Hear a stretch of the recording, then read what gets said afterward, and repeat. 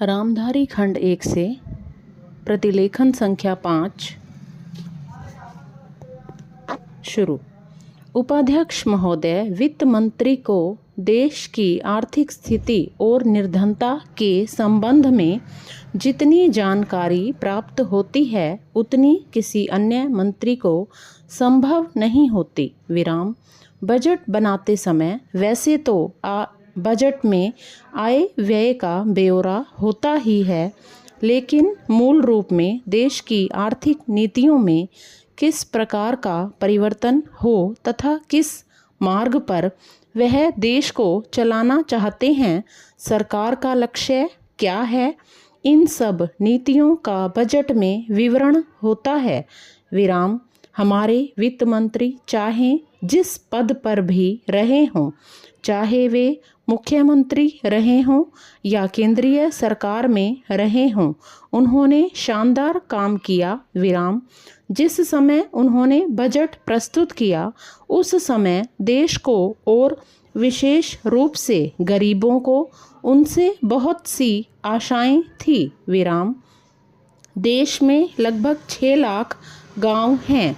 उनमें जो बेरोजगारी है, गरीबी है, उसके संबंध में देश की जनता को उनसे बड़ी आशाएं थी और जनता देखना चाहती थी कि इस अवसर पर सरकारी नीतियों के द्वारा देश को वे क्या मार्गदर्शन देना चाहते हैं। विराम। पैरा। इस दृष्टि से 3 महत्वपूर्ण बातें इस समय देश के सामने थी। देश का आर्थिक विकास तेजी से हो, अधिक लोगों को काम मिल सके और मूल्यों में स्थिरता आए। विराम। जहाँ तक इन 3 उद्देश्यों का संबंध है, हमने देखा कि उस ओर कुछ प्रयत्न हुए हैं। विराम। विशेष रूप से गरीबी हटाओ के संबंध में इस देश में जो चर्चा चल रही है, इस बजट में कुछ सीमा तक उसका उल्लेख मिलता है, क्योंकि जितने भी प्रत्यक्ष कर लगे हैं वे ज़्यादातर धनी लोगों पर और विशेष रूप से शहर के लोगों पर लगाए गए हैं। विराम। इस तरह से जो एक प्रकार की आर्थिक असमानता हमारे देश में चल रही है, उसको दूर करने का प्रयत्न अवश्य किया गया है। विराम। पैरा।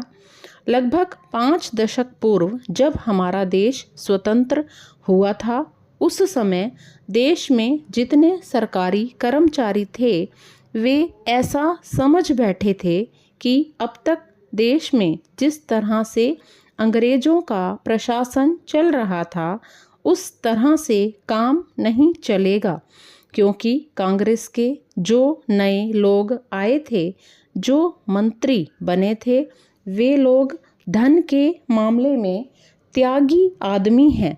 धन से उनको मोह नहीं है। विराम।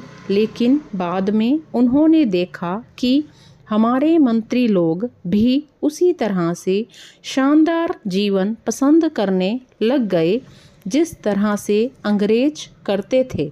विराम।